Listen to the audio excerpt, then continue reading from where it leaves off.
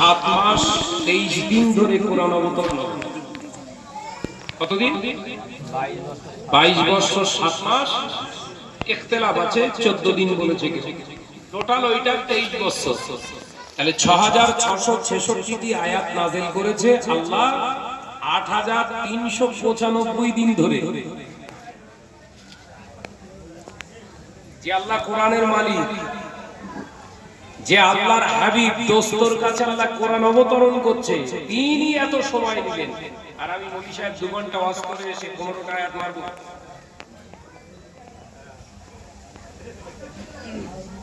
মাথায় হ্যাক হয়ে যাবে আপনাদের। যেন একটা কোরআনের আয়াতের বিশ্লেষণ করে যাচ্ছি, ধরে নিয়ে যান, এটাই নাজাতের ওসিলা হবে। বলে দিন ইনশাআল্লাহ, জোরে হবে না? ভাইরা, বন্ধু, জমিরা, যুবকেরা, ছেলেরা, বাচ্চারা, অর্ধানশীলা মাও বোনেরা, আল্লাহ পাকের হাবিব জানিয়ে দিলেন দ্বিতীয় নাম্বার ফরজ হলো তার নাকের শস্য হাড্ডি পর্যন্ত পানি পৌঁছানো। তৃতীয় নাম্বার ফরজ হলো আল্লাহ নবী জানিয়ে দিলেন মাথার তালু থেকে পায়ের তালুর নিচ পর্যন্ত একবার এমন ভাবে ধৌত করা যেন শরীরের একটা পশমের গোড়া ফাঁক না রয়ে যায়।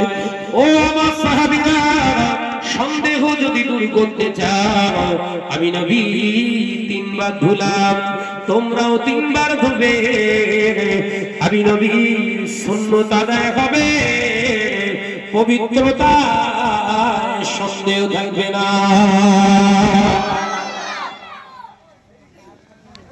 গোসল হয়ে গেছে বলে ভাই, তাহলে শরীর পাক, তাহলে ভেতর পাক হলো, উপর পাক হলো। এবার নামাজে দাঁড়াচ্ছেন, নামাজ হবে তো না? আরে ওদিক যা পারে হতে, যে এদিক ফেন পারি করবা, এদিক আমাকে কি থেকে ভেতর পাক হয়েছে, তার মানে ঈমান ঠিক আছে, শরীরটা পাক হয়েছে। এবার নামাজ পড়লে হবে তো না? হবে। আল্লাহ পাকের পরে জানালেন হাবিবকে, হাবিব যে বস্ত্রটা পরিধান করা হবে ওটা যেন পাক হয়, পবিত্র হয়। আপনি ভাবছেন ভাই না পেশাবের ছিটা লেগেছিল, পায়খানা একটু লেগেছিল, নোংরা নাপাক লেগেছিল, ওটা ধৌত করে ফেলেছি, ধুইয়ে ফেলেছি, মানে পাক। আমিও বলছি হ্যাঁ পাক, তবে শর্ত আছে। প্রথম শর্ত, পাক হবার শর্ত হলো যে পিরানটা গায়ে দিবি বা যে পাঞ্জাবিটা গায়ে দিবি, যে লুঙ্গিটা, তহবানটা, প্যান্টটা তুই পরিধান করবি, ওটা যেন হালাল টাকার কেনা হয়। জোরে বলুন সুবহানাল্লাহ। যারা টাকা শুধু ধরছে, কথা বুঝাচ্ছেন নাকি? লটারির টাকা 100 টাকা, 1 কোটি টাকা স্বপ্ন দেখে। কি বাজার সামনে যাবে? সমুখ বাজার। সমুখ বাজারে গিয়ে লটারি দেখেন প্রত্যেকদিন টেবিলের উপর রেখে বসে, যেন মনে হচ্ছে পুরো জান্নাতের টিকিট।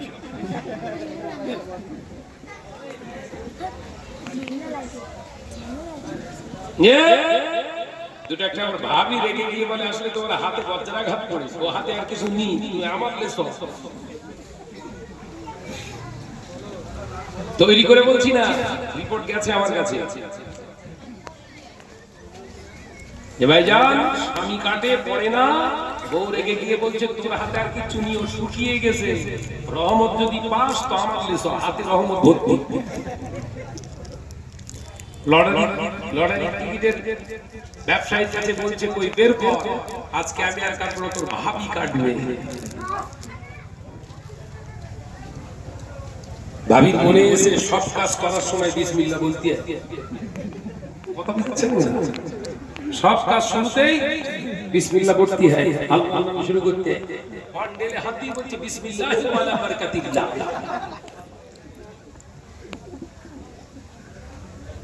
এই হচ্ছে মুসলমানের অবস্থা। এসে 3 দিন পরে খেলার রেজাল্ট বেরিয়েছে, প্লাস্টিকের জগ 1 কোটি জায়গায় কি বেচবা? প্লাস্টিকের জগ। ও জগটা বাড়িয়ে এনে ওর বইয়ের মুখে ছুরি মেরে বলতে এই যে তোর 1 কোটি অবস্থা।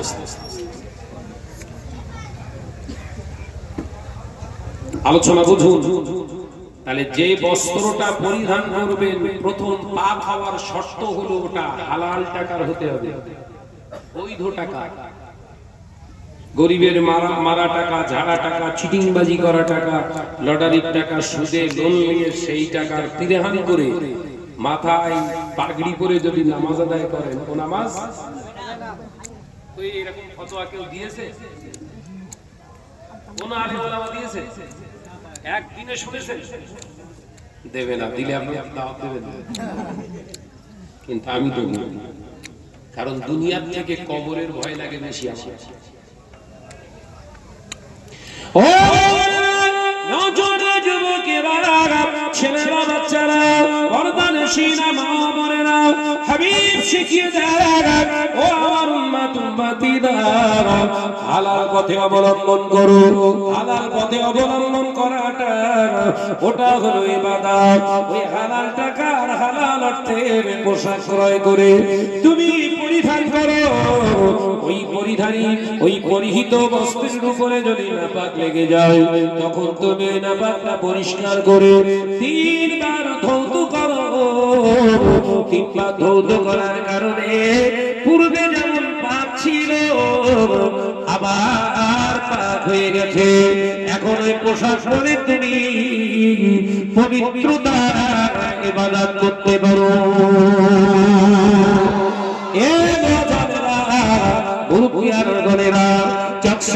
মুসলমানেরা, এবারে নামাজ আদায় করতে যাব। কি নামাজ হবে?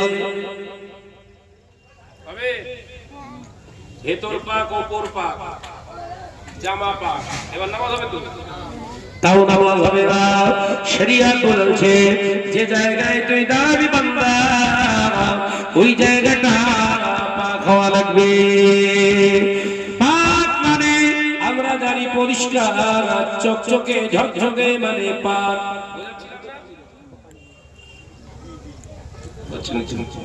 চকচকে ঝকঝকে মানে পাক। আল্লাহ নবী শেখাচ্ছেন না না না, ওটা যদি সুদখোরের টাকার মার্বেল কেনা হয়, ও মার্বেলে যদি তোর চোখ মুখ দেখা যায়, ও মার্বেলেতে নামাজ হবে না। ওটা যদি লটারে খোলে দানের টাকায় মসজিদেতে মার্বেল লাগানো হয়, ওই মসজিদের নামাজ আল্লাহ দরবারে পৌঁছবে না। ওই জন্য আল্লাহর ঘর বানানো হয়। আল্লাহ হলো পাক। মসজিদ বানাতে গেলে প্রতিটা অর্থ হালাল হওয়া চাই।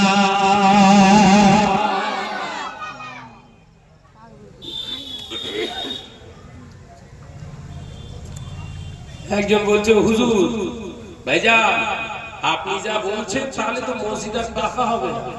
এখানে পাকা না হলে নামাজ হবে না? মসজিদ যদি কাঁচা হয় নামাজ হবে না নাকি?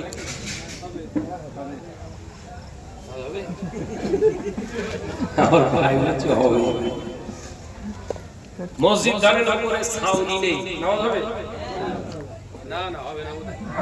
হ্যাঁ হবে। শরিয়ত কি শেখাচ্ছে? মসজিদ মার্বেল বানাতেই হবে, এটা শরিয়তের শর্ত না। বলো, মসজিদ যদি আল্লাহর ঘর হয়ে থাকে, শরিয়তের বিধান মেনে মসজিদ বানাতে হবে, তবে নামাজ জায়েজ। এটা হচ্ছে শরিয়তের মূল মাসলা। কিন্তু এই মসলা সব টসলে দিয়েছে। দাদা ভাই, মসজিদ তৈরি করছি আল্লাহর রাস্তায়, দিতেই হবে। সারা এলাকার টপ র্যাঙ্কের সুদ। ওই যে যাই ভীতি যাই থাকবে সব 10টা, কারণ সারা ভাই তো জানে আমি তো জাহান্নামে যাব। 10টা স্যান্ডেল, 10টা ওদের লেট সব। হ্যাঁ, ভুল হয়ে যাচ্ছে নাকি বস?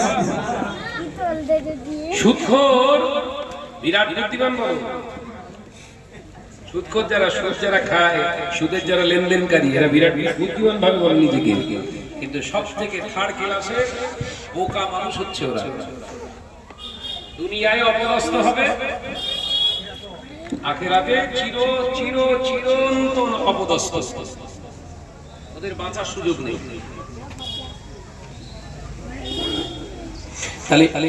যে জায়গায় দাঁড়াবেন জায়গাটা পাক হতে হবে। পাকের প্রথম সূত্র কি বললাম? যদি মার্বেলের উপরে দাঁড়ান ওই মার্বেলটা হালাল টাকার হতে হবে। যদি মক্কা শরীফ থেকে নামাজ পাঠিয়ে এনে বিছিয়ে দিয়ে তার উপরে নামাজ ঝাড় নামাজ হবে, কোনো অসুবিধা নেই। ওই মক্কা শরীফ থেকে কিনে এনেছেন মানে হবে এটা নয়। মক্কা শরীফ থেকে যখন টাকা ওখানে দিয়েছেন ওই টাকাটা হালাল হতেই হবে।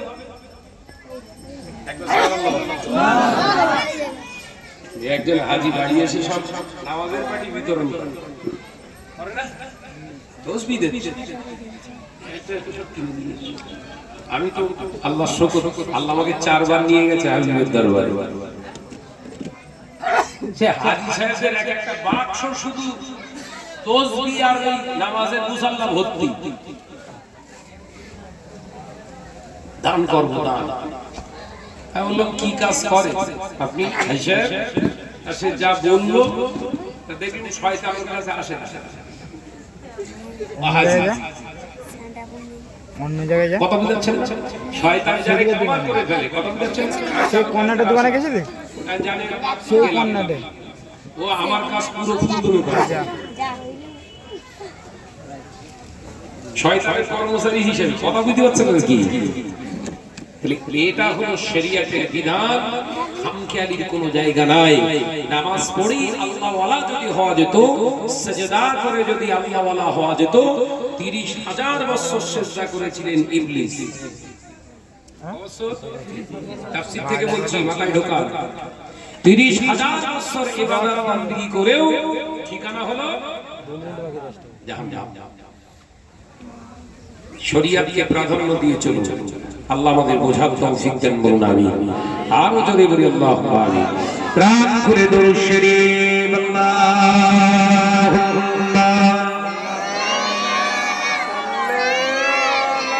সাইয়্যিদিনা মাওলানা। আরো জোরে বলি ওয়া আলা আলি।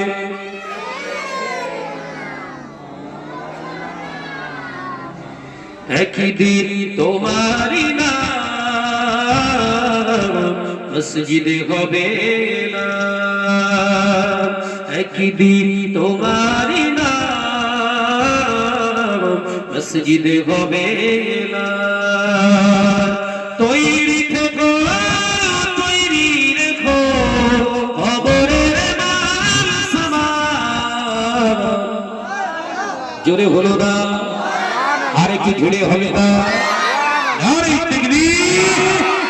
একদিন তোমারই নাম মসজিদে হবে না।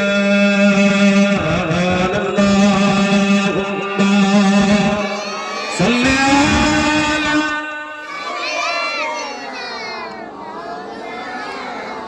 মাশাআল্লাহ মাশাআল্লাহ ওয়া আলা আলি।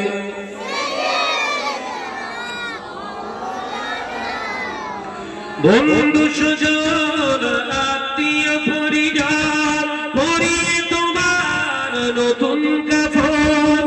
বন্ধু সুজন আত্মীয় পরিজন পরিয়ে তোমার নতুন কাফন। নিয়ে যাবে ওই কবরে, থাকবে না কেউ আপন। একদিন তোমারই মসজিদে হবে না, একদিন তোমারই নাম মসজিদে হবে না। তৈরি থেকো, তৈরি রেখো খবরের মান সমান। যদি হলো না, যদি হলো না, একদিন তোমারই মসজিদে হবে না। আল্লাহুম্মা সাইয়্যিদিনা মাওলানা। আওয়াজে বলি ওয়া আলা আলি।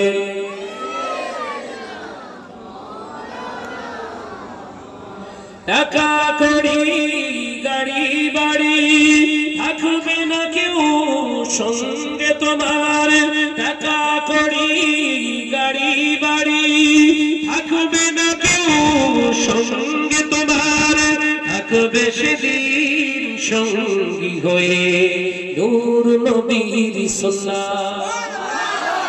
যদি হবে না দুনিয়ার জমিনে কোটি কোটি টাকার মালিক হয়েছো, গাড়ি করেছো, বাড়ি করেছো, অ্যাসেট করেছো, ডিপোজিট করেছো, অনেক ধন সম্পদের মালিক হয়ে গেছো, আজরাইল আসবে, জানটা কবজা করে নিয়ে পালিয়ে যাবে, সাদের দেহ মাটিতে পড়ে যাবে, পরনের পোশাকগুলো খুলে দেওয়া হবে, হাতের আঙ্গুটি খুলে দেওয়া হবে, হাতের ঘড়ি খুলে দেওয়া হবে, আর গাড়ির চাবিটা পকেট থেকে কেড়ে নেওয়া হবে, উলঙ্গ করে একটা সাদা কাপড় ফেলে দিয়ে গোসল করিয়ে দেবে, মসজিদে এলান হয়ে যাবে, আগামীকাল জোহর বা শাহর আসরের জানাজা হবে, ঠিক দুটোর সময় সকলে জানাজা ময়দানে হাজার হাজার মানুষ একত্রিত হয়ে অশ্রুসিক্ত চোখ ভরা পানি নিয়ে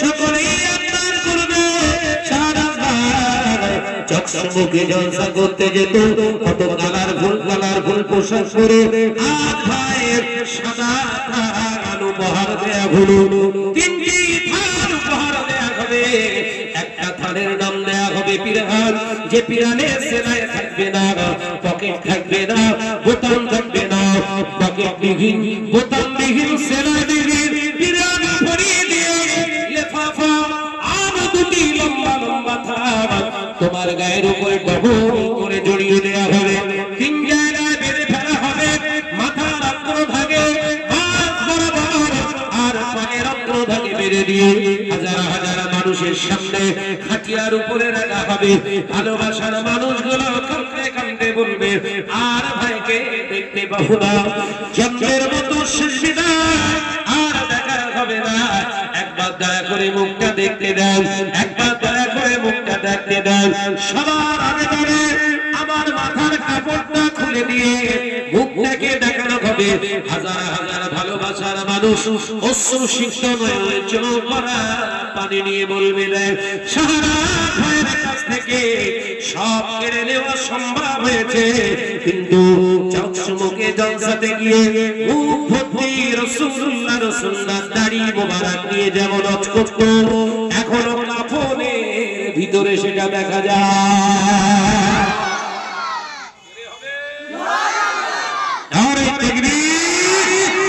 খবরেতে সঙ্গী হবে নূর নবীর সুন্নাহ,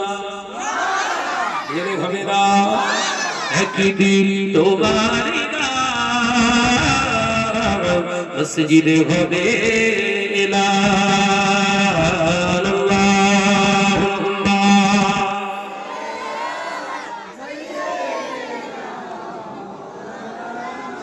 মাশাআল্লাহ মাশাআল্লাহ ওয়া আলা আলিহি।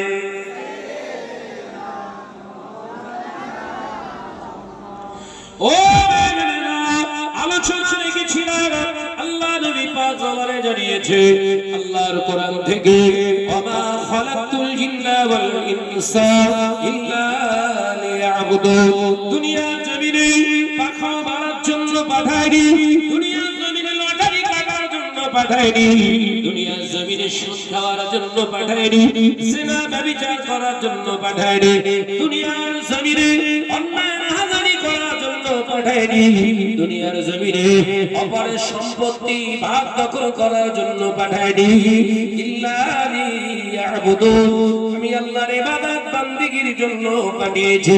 আল্লাহ নবী জানালেন, ও সাহাবীরা ও আমার সাহাবারা, আমি নবী ব্যবসা করেছি, আমি নবী ব্যবসা করেছি, সততার উপরে ব্যবসা করেছি, মিথ্যার আশ্রয় না নিয়ে 3 গুণ লাভ করা যায়, আমি নবী সেটা হলাম দৃষ্টান্ত।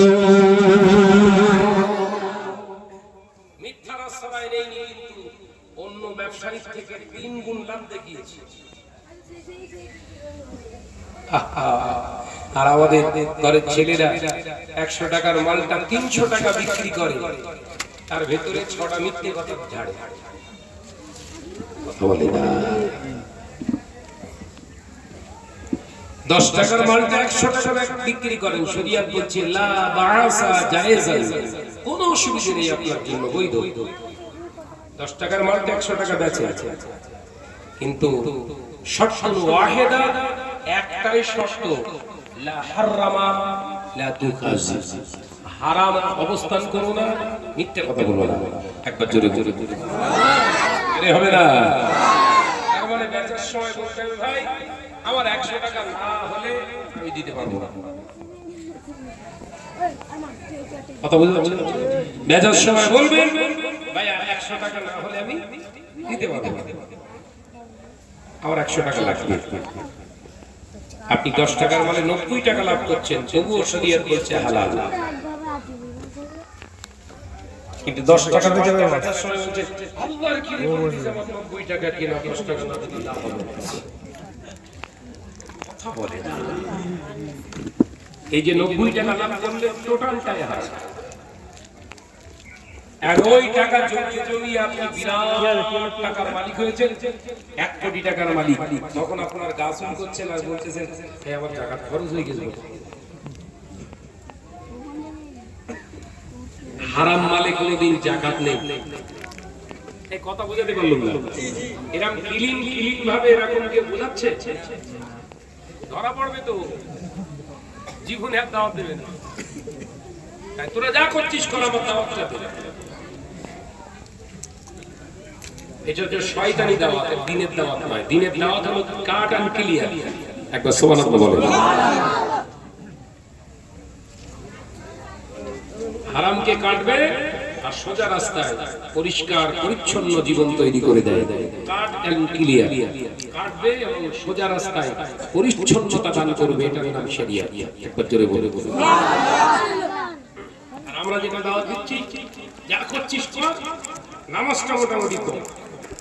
আল্লাহর কসম করে বলছি এটা শয়তানের দাওয়াত।